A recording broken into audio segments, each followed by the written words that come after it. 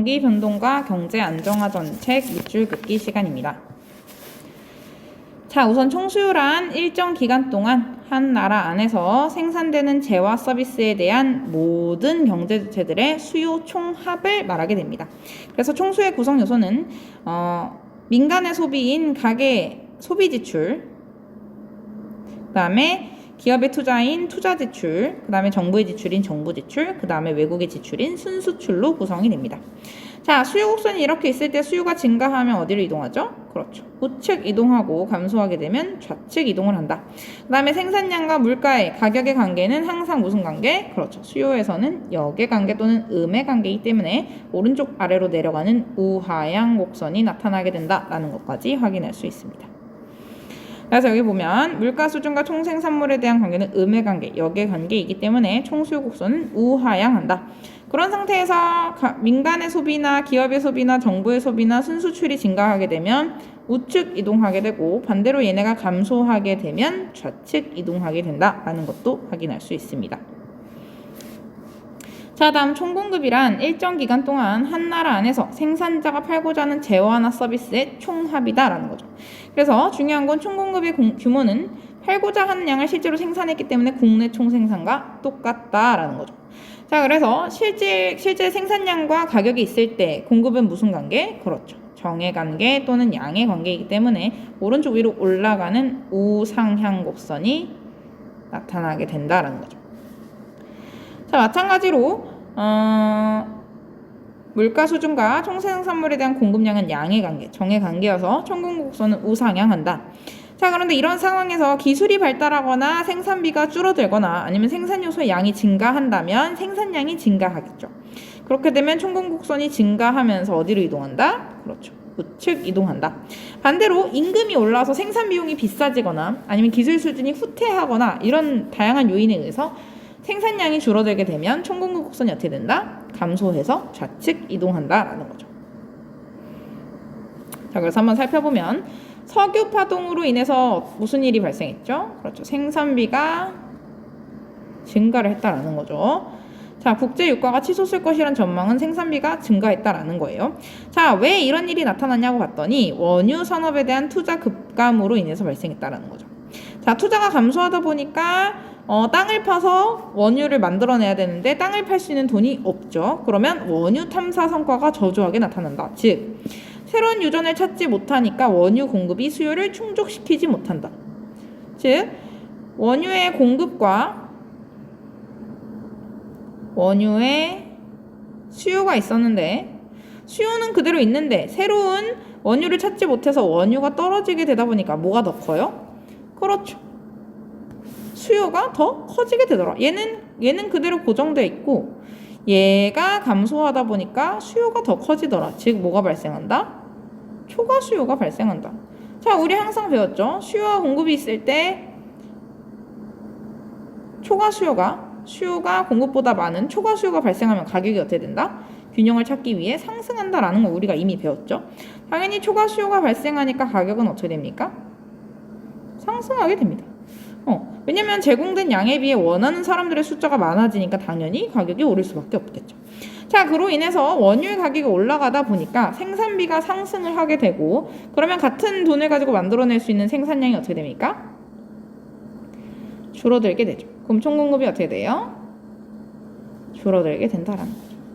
자, 총공급이 줄어들게 되니까 총공급 곡선이 어디로 이동하죠? 그렇죠. 총공급 곡선이 감소했으니까 좌측 이동한다 라는 것을 확인할 수 있습니다.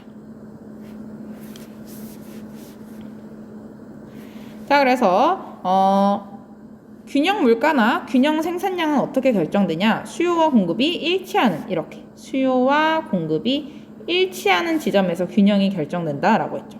자, 그런데 수요 곡선이나 공급 곡선이 변하게 되면 얘네가 어떻게 된다? 변한다라는 것을 우리가 알고 있었죠. 자, 한번 살펴볼게요.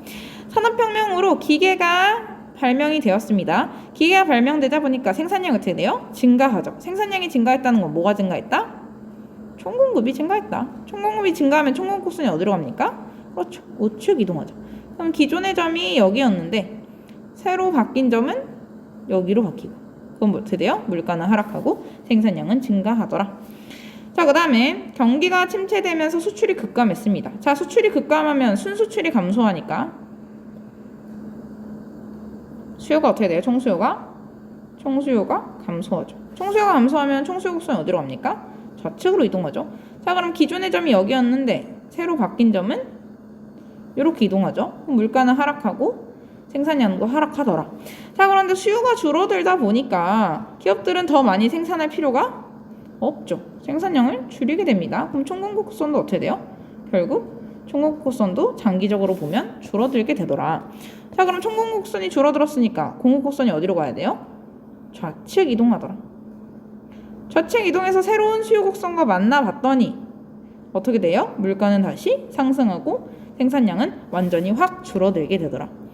그래서 총수요도 줄어들고 총공급도 줄어드니까 어떻게 돼요? 물가는 어떻게 됐는지 알 수 없지만 생산량은 어떻게 된다? 그렇죠. 확 줄어들게 된다라는 것도 확인할 수 있습니다. 자, 그 다음에 경기 변동에 대해서 살펴보면 장기적으로 경기가 좋아지거나 나빠지는 걸 반복하는 걸 경기 변동이라고 한다. 자, 그래서 경기가 안 좋아졌다가 좋아졌다가 다시 안 좋아졌다가 이걸 반복하는데 가운데 평균선을 기준으로 봤을 때 평균선까지 다시 올라가는 걸 뭐라 그런다? 회복기라고 하고 평균 이상으로 경제가 성장하는 걸 확장기라고 한다. 자, 그런데 다시 평균적인 수준까지 경제가 내려가는 건 후퇴기라고 하고 평균보다 더 낮은 지점으로 낮아지는 건 수축기라고 한다라는 거죠. 자, 그래서 다양한 요인에 의해서 경제의 성장 정도가 많이 변화를 하고 있다.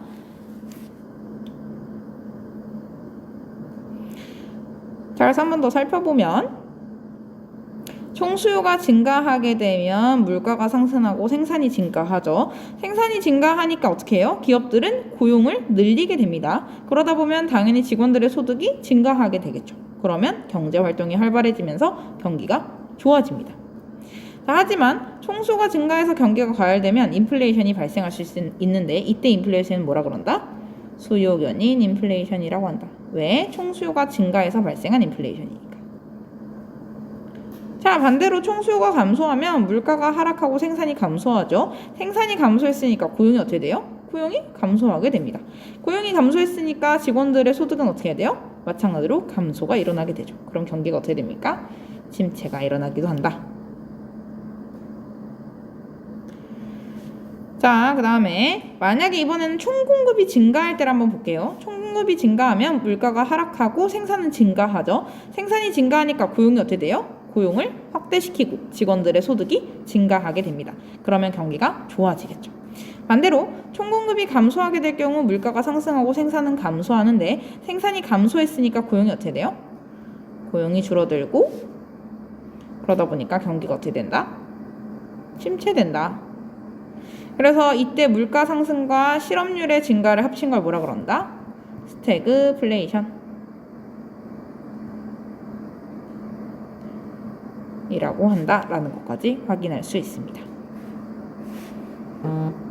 자, 그래서 이러한 것들을 해결하기 위해서 다양한 정책들을 하고 있는데 그걸 바로 뭐라 그런다? 경기 안정화 정책이라고 한다라는 거죠.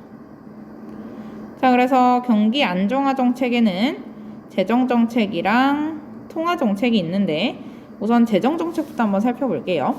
자, 재정 정책은 누가? 그렇죠. 정부가 뭐를 통해서? 조세나 정부 지출을 통해서 어떻게 하는 거? 경기를 안정화시키는 거. 자, 그래서 한번 살펴보면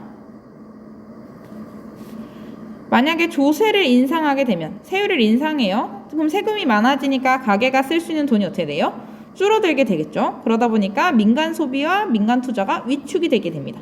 그럼 어떻게 됩니까? 총수요가 감소하게 되죠. 그럼 어떻게 돼요? 경기가 진정된다. 반대로 세율을 인하해주면, 세금을 할인해주면 총수요를 증가시키겠죠. 왜? 가게나 기업이 돈을 쓸 테니까. 그럼 어떻게 돼요? 경기가 부양되겠죠.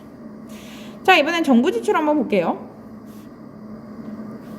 자, 만약에 정부 지출을 늘리게 되면 총수요가 직접적으로 어떻게 됩니까? 총수요가 증가하죠. 그럼 어떻게 됩니까? 경기를 부양시키게 된다. 반대로 정부 지출을 줄이게 되면 총수요가 감소하니까 경기가 좀 진정될 수 있다. 자, 이런 것처럼 경기를 부양시키는 정책을 확대 재정 정책, 총수요를 늘리는 정책을 확대 재정 정책이라고 하고, 반대로 총수요를 억제하는 것은 긴축 재정 정책이라고 한다라는 것도 알아두셔야겠습니다. 자, 그 다음으로 통화정책 같은 경우는 중앙은행이 뭐를 통해서 통화량이랑 이자율을 조절해서 경기를 안정화시키는 정책이다. 자, 그래서 통화량은 시중에 유통되는 화폐의 양이고 이자율은 화폐의 가치다라는 거죠. 그래서 통화량이 증가하면 시중에 화폐가 많아지니까 화폐의 가치가 떨어지고, 통화량이 줄어들면 시중에 화폐가 적어지니까 화폐의 가치가 올라가게 되더라. 자, 그런데 통화량을 직접적으로 조절할 수 있다 없다? 없다. 그래서 통화량을 간접적으로 조절해야 되는데 그게 뭐다? 공개시장 운영, 지급준비제도, 여수신 제도가 있다라는 거죠. 자, 우선 공개시장 운영이란 중앙은행이 국공채를 사거나 팔아서 통화량이나 이자율을 조절하는 제도다라는 거죠. 지급준비율 정책이란 시중은행이 고객으로부터 받는 예금 중에서 의무적으로 보유해야 하는 비율, 그 지급준비율을 조절해서 하는 정책을 지급준비율 제도라고 하고, 마지막으로 여수신 정책이란 중앙은행이 개별 금융기관이나 정부를 상대로 자금을 대출해주거나 예금을 받아서 통화량을 조절하는 정책이다라는 거죠. 자, 그래서 한번 살펴보면, 만약에 중앙은행이 국공채를 구매했어요. 구매하면 바깥으로 돈이 어떻게 돼요? 나가겠죠? 그럼 통화량이 증가합니다. 밖에 돈이 많아졌으니까 화폐 가치인 이자율은 떨어지게 되겠죠. 이자율이 떨어졌으니까 개인들은 소비를 어떻게 해요? 늘리게 됩니다. 저축을 줄이게 됐죠. 그럼 총수요가 증가해서 경기가 부양하더라.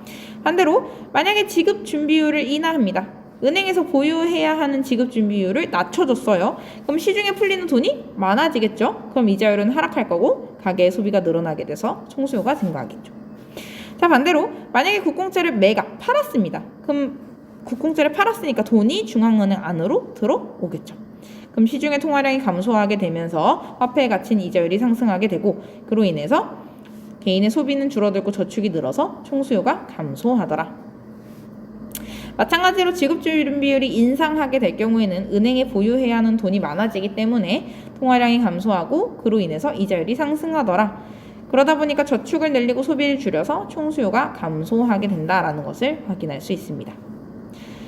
자, 이런 것처럼 통화량을 줄이고 이자율을 높여서 총수요를 조금 줄이는 정책을 긴축 통화 정책이라고 하고, 반대로 통화량을 늘리고 이자율을 낮춰서 총수요를 확대시키는 것은 확대 통화 정책이라고 한다라는 것까지 확인할 수 있습니다.